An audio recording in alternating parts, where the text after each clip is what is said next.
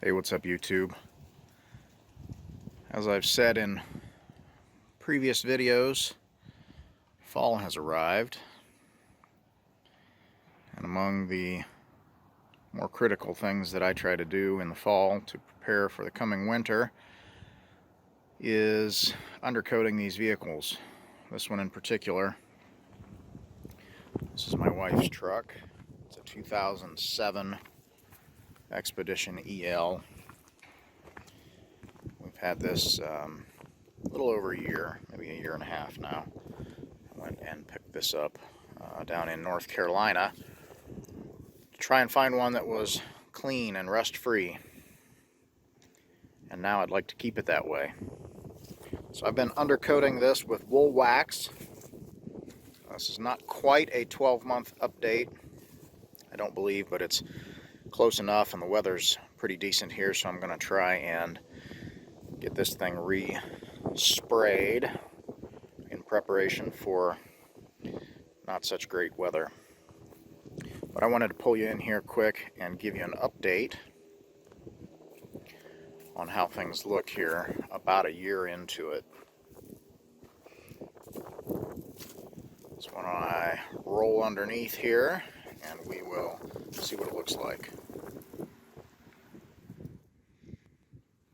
Alright, so I will apologize in advance for the wind noise that you're likely experiencing here. I don't spray this stuff in the garage because it tends to make a bit of a mess. But I'm rolled underneath here, and hopefully you can kind of see what we've got after a year here is a pretty good shell. It's not wet, it's not greasy. I can wipe it off. I can scrape it off with a thumbnail.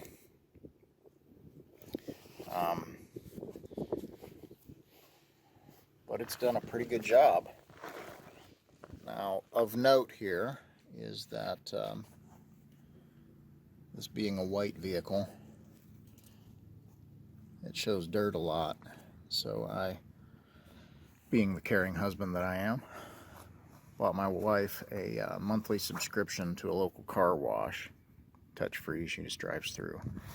And as a part of that, it does an underbody spray. I think it's a low pressure spray, but it does do an undercarriage rinse every time she goes through there. And it hasn't washed off. I was concerned initially that it may wash off the Woolwax that we were spraying on here and it would continue to rust, but I'm pleased. Again, you can kind of see it. It's not as tough as bed liner, but it picks up dust and dirt and just kind of creates a shell all over everything down here. So I'm impressed. I am pleased. Actually, I've done about a dozen vehicles with this Woolwax in the last week or so, just for family and friends. That was one of the things that I decided to do to help me cover the expense of purchasing that equipment. And I'm a believer in the product, so I'm sharing with those that I love. And here you can see this is still a little bit wetter. You can see that's still kind of greasy. That hasn't soaked up as much dirt, but it's still on there a year afterwards. It didn't dry out, it didn't drip off, didn't wash off as she was driving or as she was going through the car wash. I'm really impressed. This stuff seems to be doing a good job. So I'm going to go get suited up. I'll spray another coat on this thing, do another light coat. They do recommend with Woolwax that you touch it up yearly. I think that's mainly just so that wear points and places where it's liable to fly off or rinse off, you're kind of recoating those areas. I've learned a couple of things through the course of doing this with some other vehicles that I want to try to apply here and make sure that I got all the nooks and crannies coated. But I'm impressed. Seems to be good stuff. So I'm going to go get geared up. We'll spray this thing again, and I'll show you what it looks like after it's done.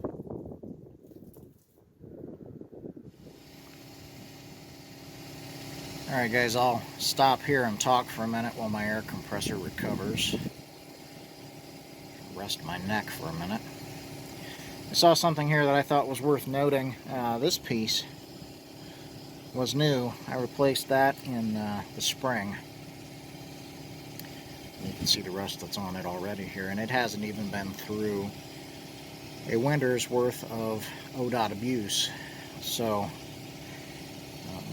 stuff does do a good job. I do have a few little places that are like this. I've got some rust that's starting to work between pieces of steel where it was laminated. But to be honest with you, that spot looks very lightly sprayed.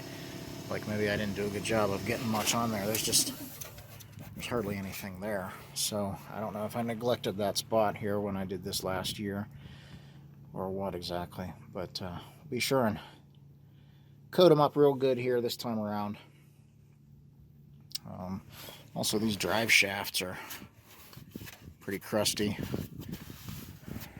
I don't know if it'd be the wrong thing to do to go ahead and spray that. I guess all it could do would be to sling it off once we start driving. And I guess that wouldn't be the worst thing. So I'll probably go ahead and spray those as well. But yeah, I'm pleased. I really haven't seen too much here so far that concerns me. I'm pleased with how this stuff is working. So sounds like the air compressor's caught up. I'm going to get back to it.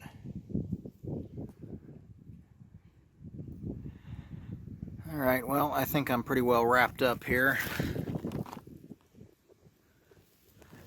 Got everything recoated as best I can.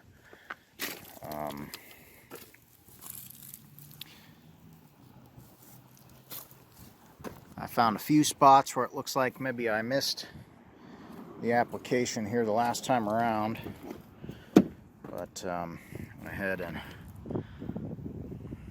made myself a hole at the end of the door there so that I could spray this product inside the door. Pull some of these plugs if you've got them, and hit some of those places as well. But I drilled all 4 doors. Got a second application of the product on, and should be ready to go for another year. So a couple of things that I've learned here. Number one is, don't be afraid to drill some holes. Put one there, one in each one of the 4 doors. I'll show you what I use for that. I prefer to use a step bit for drilling through that sheet metal. Makes a nice clean hole. That guy will make a nice clean 1/2-inch hole. And then I bought myself a 100-pack of these 1/2-inch plugs. I just got those from Amazon. Don't have to be fancy. So that's one thing that I've learned, is not to be afraid to drill some holes. The other thing I've learned is this is fluid film. Sell these in these aerosol cans. I like this for reaching up inside doors and lift gates and stuff because it's such a small tube. You can get it into places where I can't necessarily get these larger tubes for my spray gun. That's another little tip. Put a little S-hook on there so I can hang that dude up, because he just wants to fall over if I set it down. So that's a tip. The other tip is a little space heater. I'm done here now. I can turn it off. I just set my bottles about 12 inches in front of that space heater. Fill up each one of those quart bottles and let it sit there while I'm using the other one. And that really thins the product down and allows it to spray a lot more easily. It sprays a lot better when it's thinned because it's warm. Especially on days like today. I think it's probably getting close to 50 degrees here today. But I did the past few days when it was quite a bit warmer, and stuff sprayed a little bit easier because it was hot.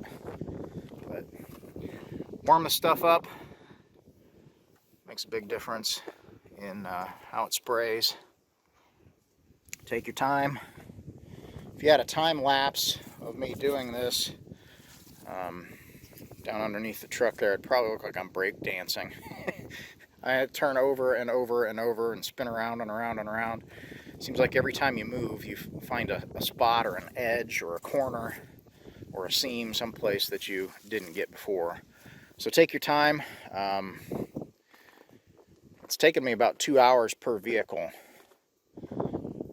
to spray them, and that doesn't include time for cleaning them up if they're crusty and dirty and everything else. So that's just the amount of time it takes to spray, to get up inside the frames, to get in the body, corners, and all the panels. But I think it's time well spent.